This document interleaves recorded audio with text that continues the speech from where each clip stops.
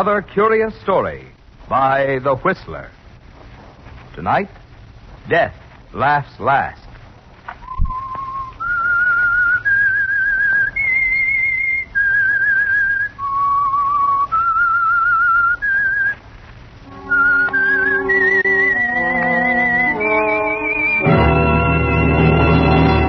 I am the Whistler, and I know many things, for I walk by night. I know many strange tales hidden in the hearts of men and women who have stepped into the shadows. Yes, I know the nameless terrors of which they dare not speak.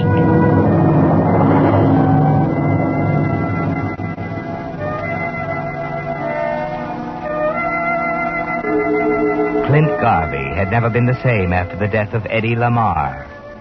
Eddie was his closest friend. They'd gone to school together, come up from the streets into the big time side by side. Their partnership had been a profitable one. Eddie had plenty of money. There were no domestic troubles. His health was good. And Clint had always seemed puzzled as to why a man like Eddie would commit suicide. It just wasn't in the cards. Still, no matter how much pressure Clint put on the police department, their answer was always the same. Did you forget it, Garvey? It was suicide. The coroner says so, the police surgeon says so, and I say so. You could still be wrong. Oh, look. It's been a year now. 1 year this month since we went on the case. We've gone into every angle. We know Lamar's past like a book. The records fill 2 file drawers down at the bureau. And everything we've got says it's suicide. Why won't you forget it? Because I knew Eddie Lamar better than all of you, and I know he wasn't the kind of a guy who bumped himself off. That's why. What do you know about the inside of his mind? We got a million cases just like it. Guy comes home happy, kisses his wife, not a care in the world, bingo, puts himself away. Not Eddie. You're off the beam, Sergeant. I'm sorry, Clint. We're closing the case for keeps this time. There's nothing more we can do. Ever made a mistake, Sergeant? Not very many. Check the record. This department is a pretty high batting average, Clint. There hasn't been a single unsolved murder on the books for the past 18 months. Oh, come on, Sergeant. You're not trying to tell me that Just for check the record. It's all there in black and white. Well, I better get going. Due at the desk in 20 minutes. I'm sorry, Garvey. You're a smart boy in your own line. But you better let us make the decision when it comes to murder. It's our business. So long. So long.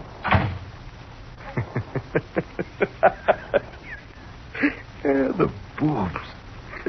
The poor, dumb boobs. Oh, what I'd give to tell them off.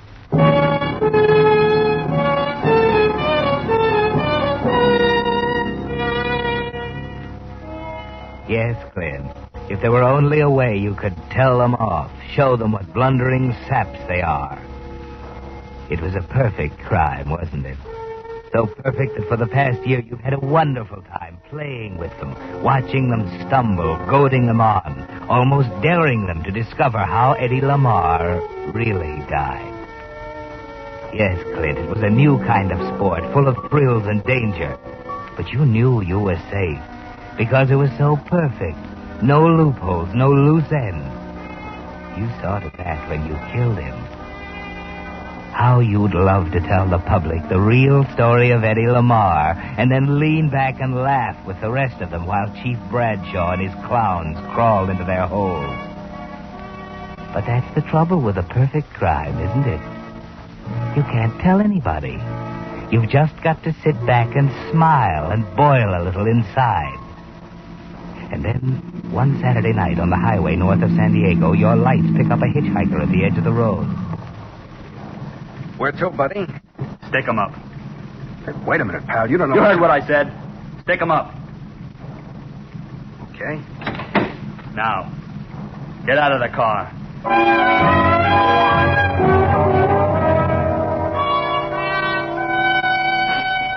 He took everything, your watch, your ring, all your money, except that $100 bill you always carry in your right shoe.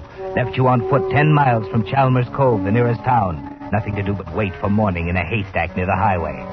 You were boiling mad, weren't you, Clint?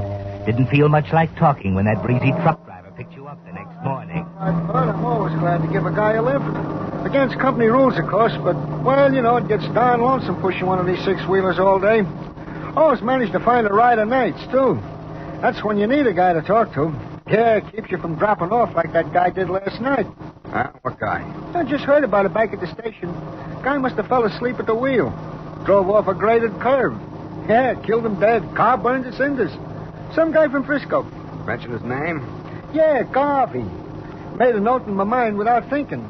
Garvey. That's gravy spelled backwards. See? Wait a minute. Hold it. I think I'll go on to San Diego. Change my mind. You can let me off here at Chalmers Cove.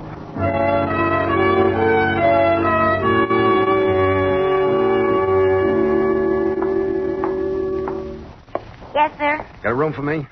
Yeah, I think so. I can give you $29. That'll be $4 with that. That'll do. My name's Lawrence. Sign the register, please. Yeah. Okay. Now give me one of those newspapers, will you? Here you are. The maid will be in to make up the room right away. Tell her to skip it for a couple hours. I want to be alone.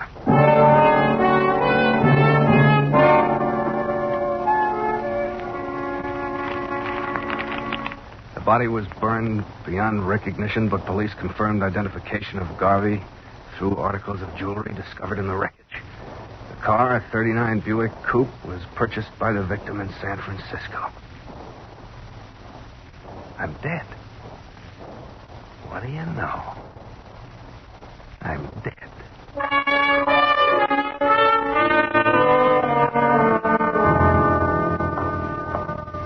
Say, clerk, Yes, sir. how does the mail run around here? I mean, tomorrow being a holiday. It'll be picked up Tuesday morning at 9. When was the last pickup on Saturday? Let me see. Was it 5? Yeah, that's right. 5 o'clock Saturday afternoon. I see. Your mind's going a mile a minute, isn't it, Clint? A whole year of talking to yourself, of chuckling in private at the stupidity of Bradshaw and his homicide detail.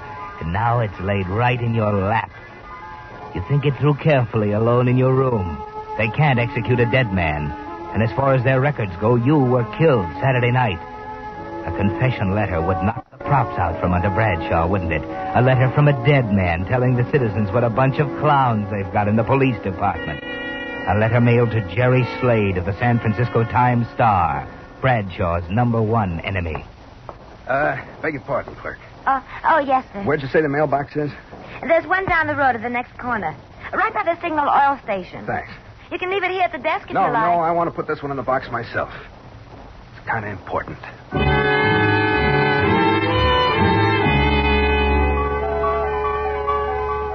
And Jonathan Skinny Wainwright, the general who saw the stars and stripes haul down. Morning, Mr. Lawrence. Checking out? Checking out? It's Tuesday. Oh, You said... yeah, and I changed my mind. Think I'll hang around a while longer. Changed your mind, huh? Yes. Any idea how long? Can't tell. It all During the free I and tolerable see. years he spent as a prisoner of Isn't the it Japs. It's the Great greatest day news, of all huh? in the life of Yeah. Skinny Wainwright. Well, Now, here's a late that's item it. from San Diego. Better turn it off. Police reveal No. a new development in the Wait a case minute. of the automobile which crashed on the highway north of San Diego late Saturday night. When they announced examination of the death of the charred victim, proved him to be not Clinton Garvey, but one Joseph Castro, an itinerant wanted in Salinas for robbery. It is believed that the car, registered to Garvey, had been stolen. Police are puzzled by the fact that Garvey has not yet appeared to report the theft and are checking on his whereabouts. And that's the news to this What's the matter, moment, Mr. Lawrence? Your reporter What is time is it? Lyle Craig. 9 o'clock. Stay tuned to this station for The latest mailbox news. mail's picked up at 9. Mailbox. Hey, what's the matter, Mr. Lawrence? Where are you going? Where? There's something wrong with that guy. I bet he's changed his mind again.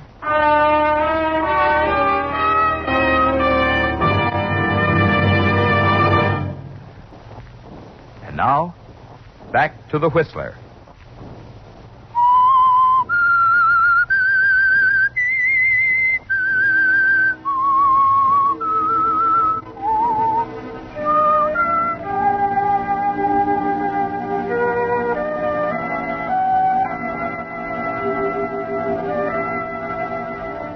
Well, Clint, the shoe's on the other foot now, isn't it? The laugh won't be as loud or as long as you'd hoped if that letter ever reaches San Francisco.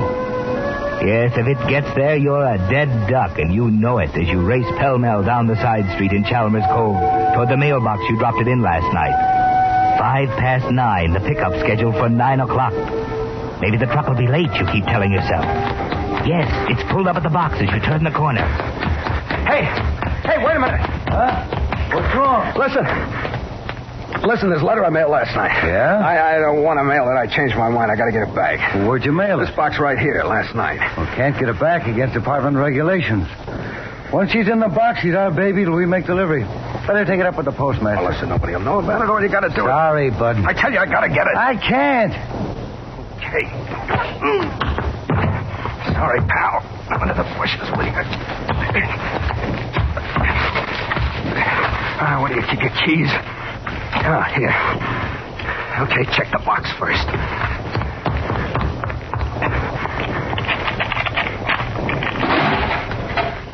Empty. Oh, he's already got it in the truck.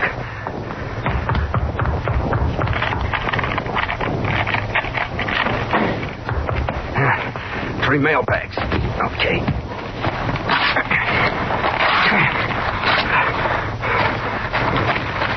Canceled. It's all incoming. Oh, maybe the others.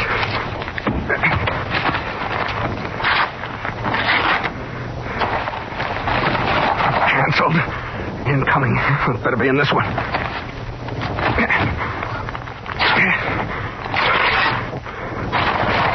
Oh, this is incoming, too. It's been picked up by another truck. Wait a minute. The post office.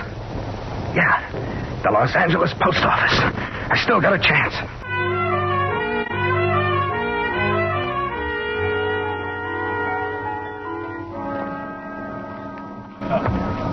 Just a minute now. Now, what was that again, ma'am? You say you left a request at home? He's writing me each week for 6 weeks, wanting always 1 can mixed nuts. Yeah, but you gotta have the letter with you on all overseas packages. Pardon me, Chief. There's something I want to ask. Yeah, wait your turn, will you, pal?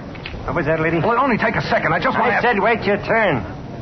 Now, lady. 1 package mixed nuts I'm sending in weekly to Okinawa Island. Yeah, I know. But you can't send a package that size without a written request. It's home, I'm telling you. Today my husband Look, is Chief, you gotta tell me. Say, what's eating you? Take your time, will you? Now, look, lady.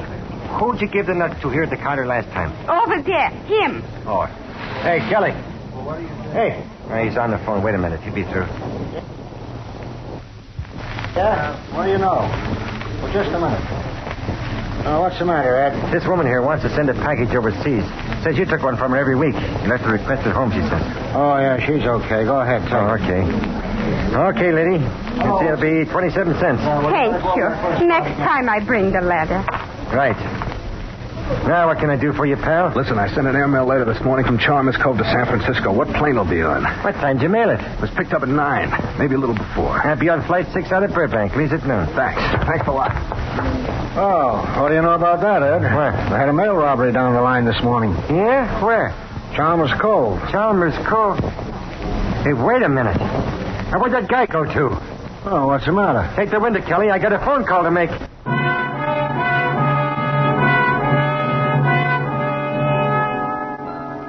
11 o'clock, Clint. 1 hour to make that plane, and you haven't a chance without a reservation. Unless, yes, you walk into a phone booth in a drugstore.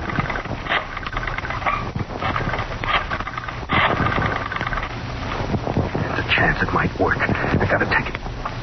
Hello, Pacific Airlines. This is the Army Priority Board. A civilian passenger for San Francisco will arrive at the airport in a half hour. J.G. Eastlake. Yeah. Give him a 2 priority on flight 6 at noon. Right. Thank you.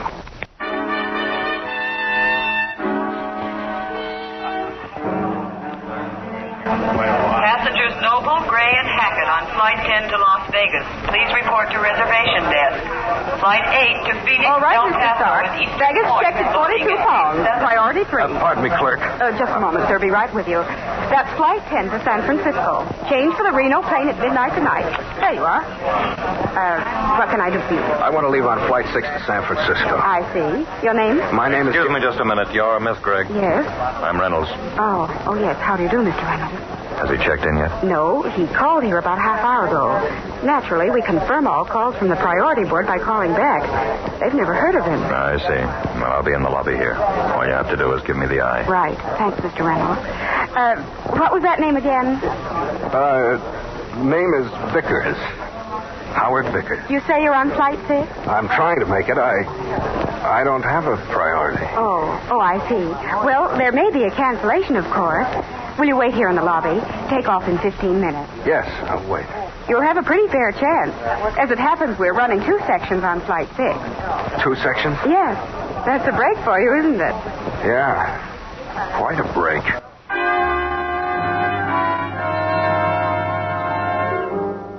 Two sections, Clint, both of them carrying mail. You can see the trucks out there on the strip now, loading it on both planes. Even if you make it now, you've only got a 50-50 chance. The first plane takes off at noon. Finally, at 9 minutes past 12. Mr. Howard Vickers, please report to reservation desk. We have your reservation on Flight 6, second section. Mr. Vickers, please. If you knew how to pray, Clint, you'd be praying now. Praying that the letter that means life or death to you is in one of the sacks you saw them load into the tail compartment of the plane you're riding on. Yes, and that you can follow it from the airport in San Francisco, tail the postman who takes it to the office of the Times-Star. But if it's on the first plane, Clint, if it's delivered before you arrive, you're just as dead as if you'd stayed in Chalmers Cove and waited for them to come and get you. You need a break, Clint, a good, healthy break. Then at 1:30. Fasten safety belts, please. There's nothing to worry about. Fasten safety belts. Fasten safety belts, please. We're going to land. There's absolutely no danger. We've simply run into a storm and we're landing until it blows over. But where are we? We just passed over the Salinas. It may be necessary to spend the night here. A company limousine will pick you up and take you to a hotel. Just relax. We're landing now. Stewardess. Yes, sir? What about the first section up ahead? Well, I couldn't say, sir. They may be through the storm. They'll arrive in San Francisco before we do? Well, maybe. I don't know. I'll try to find out for you later.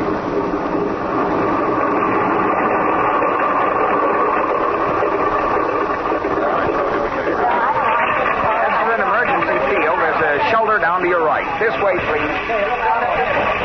What's the matter, sir? Why, I don't know. Well, you'd better come along, sir. I don't feel well, Stuart. It was a pretty bumpy landing. You'll feel better when you get your feet on the ground. Everybody gone? Yes. Good. Well, what are you... Never mind. Just do what I tell you and you'll be okay. Get out the keys. But I Don't tell don't... me you haven't got them. They're in your shoulder bag. All right. That's it. All right, now open up that tail compartment. But I have no right to... Sister, I'd hate to drill you. I don't want to play games. See, now get back there and open it up. All right, all right. There you are. Packages. Well, what did you expect? Where's the mail? Letters. There isn't any. It's all express. Don't hand me that. There's got to be letters. There are. On the other plane. Give me those keys. Now get in that compartment. Hurry up.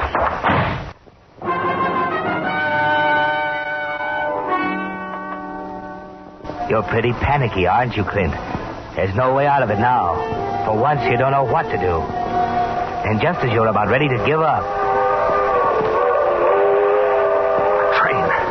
If I can make that train. It's a quarter mile along the edge of the field to the tracks. A car is pulled up on the highway at the grade crossing. That's a better idea, isn't it, Clint? A car. Hey! Hey, you! Hey! Yeah? What's that? Wait a minute, will you? Wait a minute. Sure. What's the matter, mister? Had a wet, ain't you? Never mind that. Get out. What you talking about? Get out or I'll blow your head off. Hurry up. Oh, yeah, sure. I didn't see that. Beat it. Yeah, mister, sure, I'm going. I'm pulling.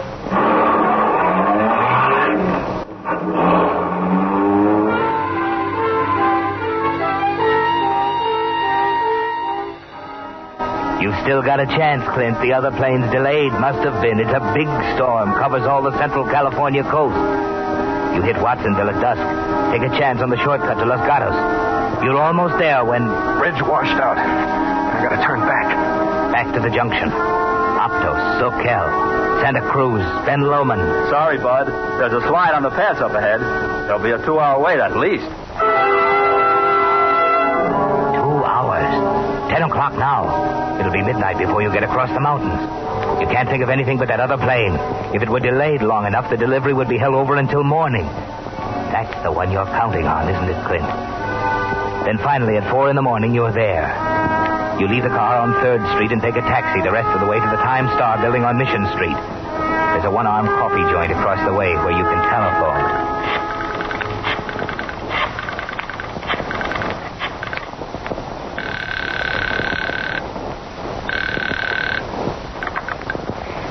Airlines. Listen, I want some information. Yes, sir. About Flight 6. What's your destination, please? Incoming Flight 6 yesterday from Los Angeles.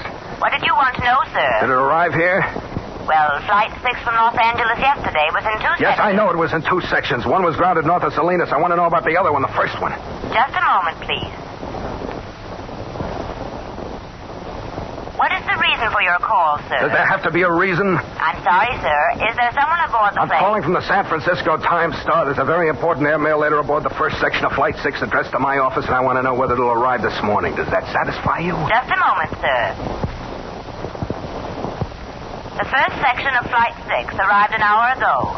Your letter should be in the 8 o'clock delivery. Thanks.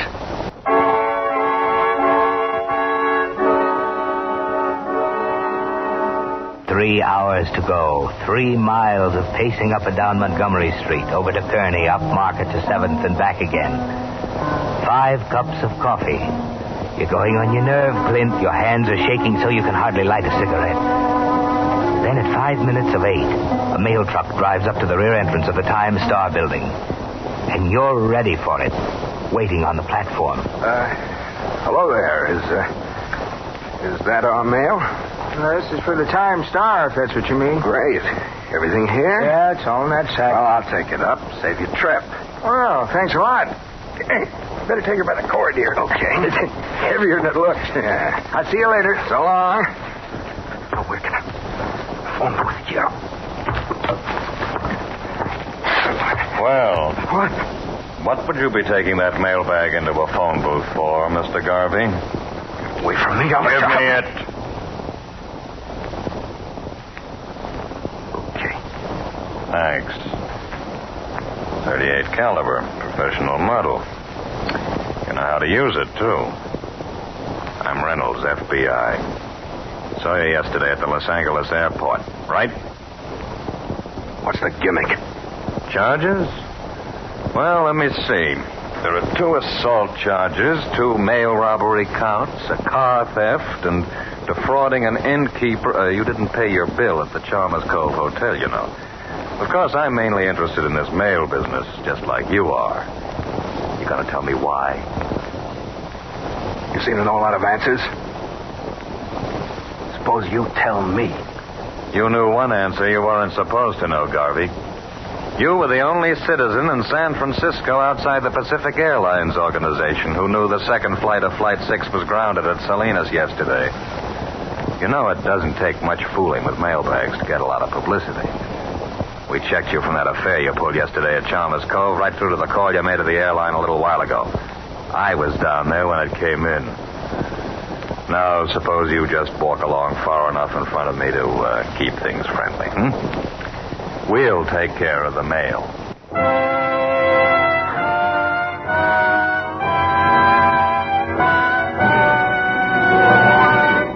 The Whistler will return with the strange ending to tonight's story in just a moment. Now, back to the Whistler.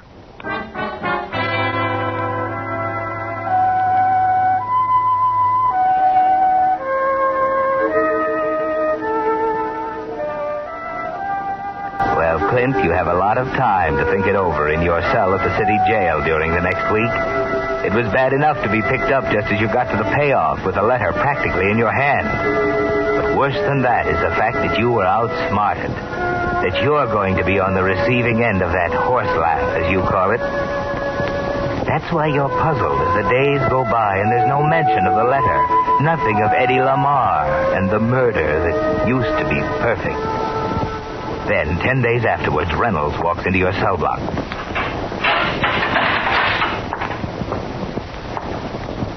Hello, Clint. Oh. We got it. What? The letter. Took you long enough. Yeah. Slow service. Why you been holding it? We haven't? Oh, wait a minute. It wasn't in the sack, Clint. Where was it? Back at Chalmers Cove, the hotel. What? You're a little behind the times, Clint. The airmail rate is 8 cents, not 6.